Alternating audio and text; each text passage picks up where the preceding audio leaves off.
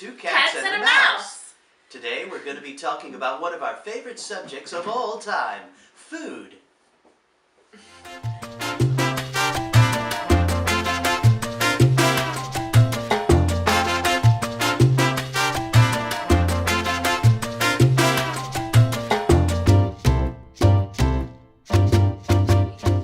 We're talking about dining reservations and all the wonderful restaurants in Disney World. I'm so excited! It's one of our favorite things, and we have had a lot of fun sifting through all our favorite restaurants. Yeah, we're going to reveal our top 5, my top 5 and his top 5. And I don't know his, and he doesn't know mine. Top 5 includes quick service and sit-down restaurants. Yeah, everything was fair game, even the ones at the hotels. Something that you should consider when you're dining. Oh, girls. Apple is attacking Olive. Girls. No. Okay. Apple, leave Olive alone. Something that you should consider when you're picking your dining reservations is there are different types of dining. First of all, there are quick service restaurants, meaning restaurants that don't require a reservation. You can just walk up, order your food, sit down. Fast food style. And then there are table service restaurants, which are restaurants that do require a reservation, that you go in, you sit down, you have a server. And when we say require a reservation, we really mean it, because if you just try to walk in the door, you will not get in. Yeah, all the restaurants are booked pretty far in advance. Some of them even 6 months in advance. Now, one thing we recommend is if you haven't seen or been to very many restaurants, don't be afraid to just try different things. For example, if you know you're going to Epcot one day, it could be very daunting to choose a restaurant in Epcot. Don't be afraid to just pick one. That's one of the things we love about Disney. We never try to recreate our past trips. We just try to make new trips, make new memories. We try to do what Shakira says and just try everything. No, that was, what's the fawn's name? I don't know. Oh, I put you on the spot. Oh, I forgot to. From Zootopia. Oh my gosh, what was her name? I think it was just Shakira. I don't know. No. I don't remember. Oh, the third type of restaurant is a character dining experience.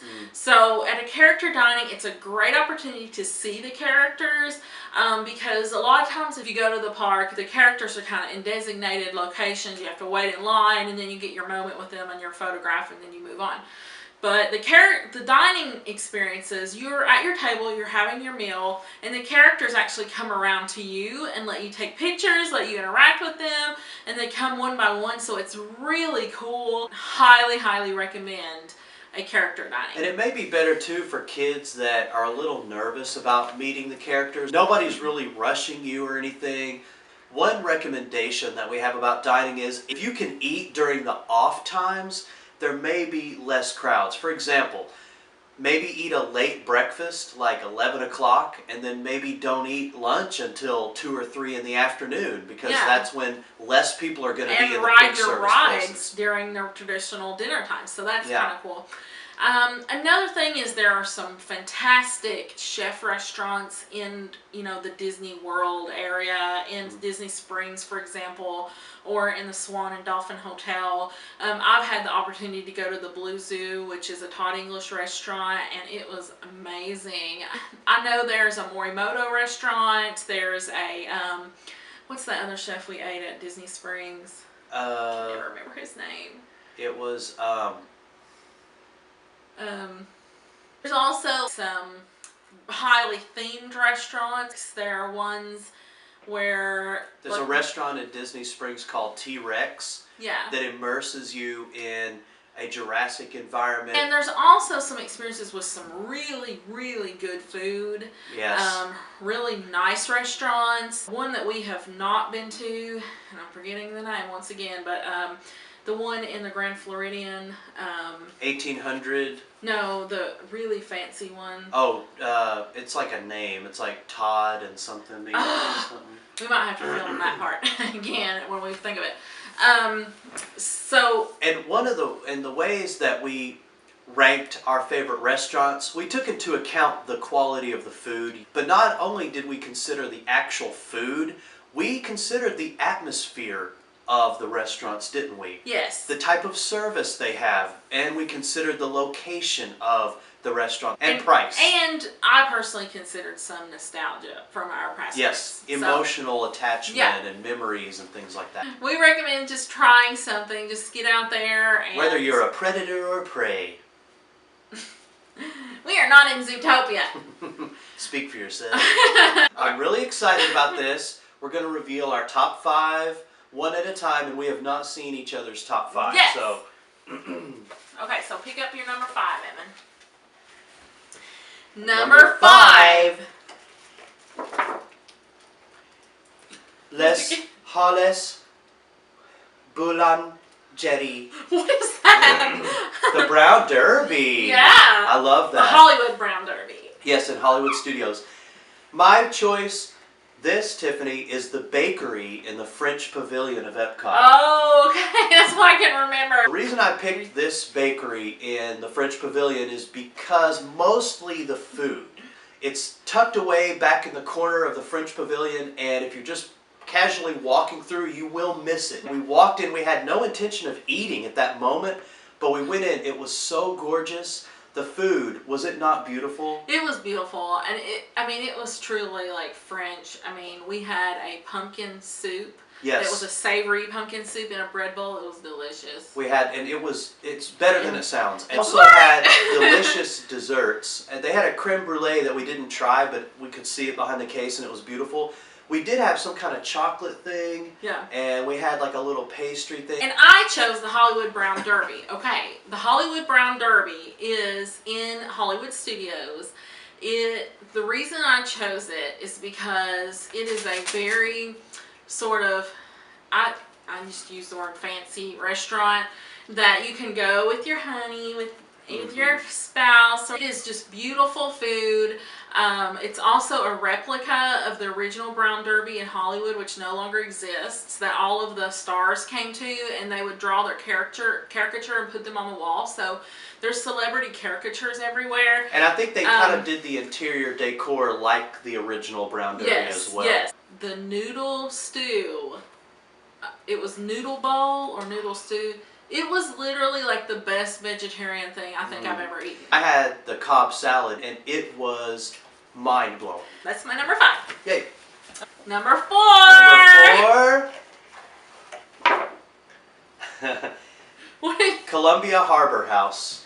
And I've got afternoon tea at the Garden Tea Room in the Grand Floridian. Nice. Well, I picked the Columbia Harbor House, honestly, not really for the food. The main reason I picked it is for the environment and the location.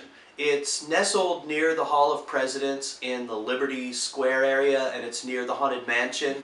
And the number one thing I love about this restaurant is up on the 2nd floor. You can eat up there, and there's like a bridge that you sit in, and the windows overlook the people that are walking below you. I chose afternoon tea at the Garden View Tea Room because it is just a beautiful experience. Where in the United States, there are very few places where you can have a authentic or traditional English tea that they would have. They have the courses of a high tea, and we have an English friend from Wales that has invited us. Hi Heather, if you're watching, that has invited us to her home for high tea, and it was a beautiful experience. And so this was reminiscent of that, and it's a little expensive, but the tea was delicious. The atmosphere was amazing. I just thought it was such a unique experience, and yeah, it was the location is beautiful, and I absolutely loved it. I would recommend it for anybody. I really would. Number 3. Oh. Pizza Party. You got Pizza Party. I said Ohana. Tiffany's picking all the fanciest places, and I'm picking like Happy Fun. Okay, Ohana is something that the experience there is something I will never forget. My whole family went there, and it is so beautiful because it's in a Polynesian themed room There's these giant windows that go across the room, and you can see the castle from the windows. It is so fun because Mickey, Pluto, and Stitch are there. And Lilo. And Lilo. And it's like Stitch is the star, which nowhere does any character upscale Mickey but in Ohana. Stitch is like it. And but you upstage. Upstage, yeah.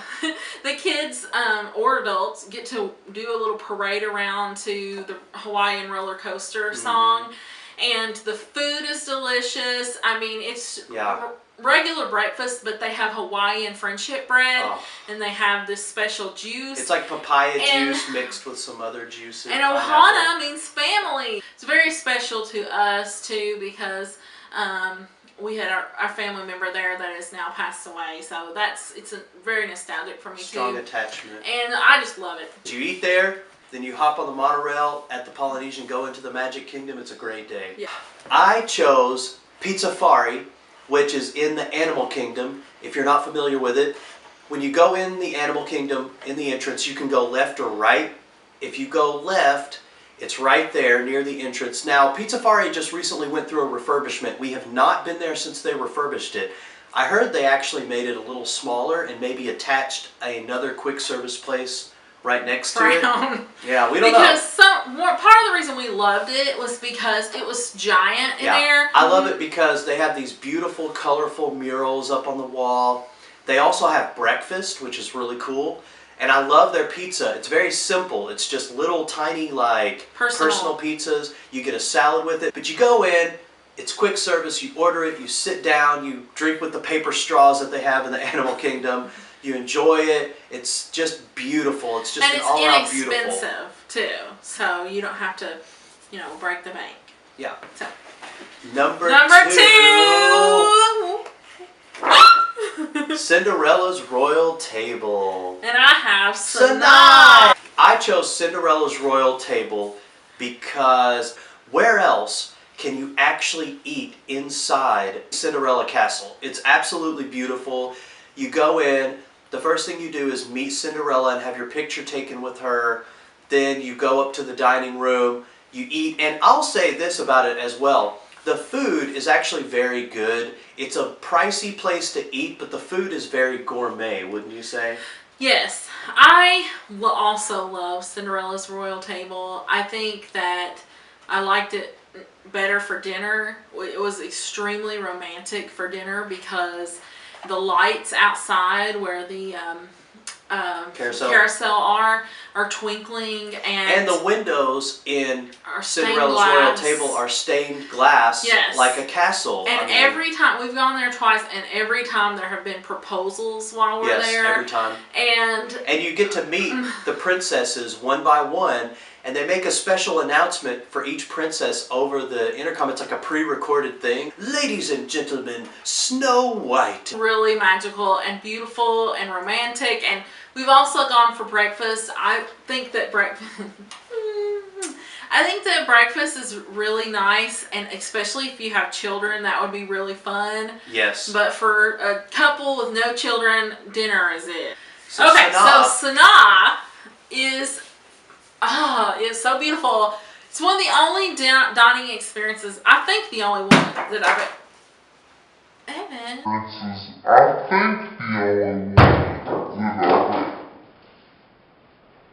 love Sanaa because it's one of the very few experiences, I think it's the only experience, let's be honest, in my life that I've ever teared up at a dining experience because it was so beautiful. I love animals, as you can probably tell. So when you go there, you're at the Animal Kingdom Lodge and you're overlooking like the savannah. While we were sitting there, some zebras came in and they fed the zebras. So they were right in front of the window, and the food was just delicious. To die for. The most special thing they have is the bread service, which is just an appetizer, it's like a little bit pricey, but we decided to just get it anyway, and boy, are we glad we did. So, because it was highly recommended. So the breads are like different flatbreads, almost like pancakes, and they have different flavors. And then, so you can get like 2 sauces for one price, and then for like 2 $2 or $3 more, you can get all the sauces. So we that's wanted what to we try did. them all. And the flavors were like nothing I've ever tried. I mean, they weren't like garlic. They weren't like cilantro. They weren't like anything It's that is like normal. Just deep and vibrant Very and complex. colorful and complex. They were just, it was just so good. And then they had like African inspired art around the room. Gorgeous. And when we got out, we asked for it to go cup for our drink, and the lady brought us those glowing ice cubes. Just, which we still have. Yeah, just for extra magic, you know. Okay, here's the big moment of truth. Drum roll, please. We'll be like the Christmas vacation. That's my drum roll. Stop. 3, 2, 1. What did you put?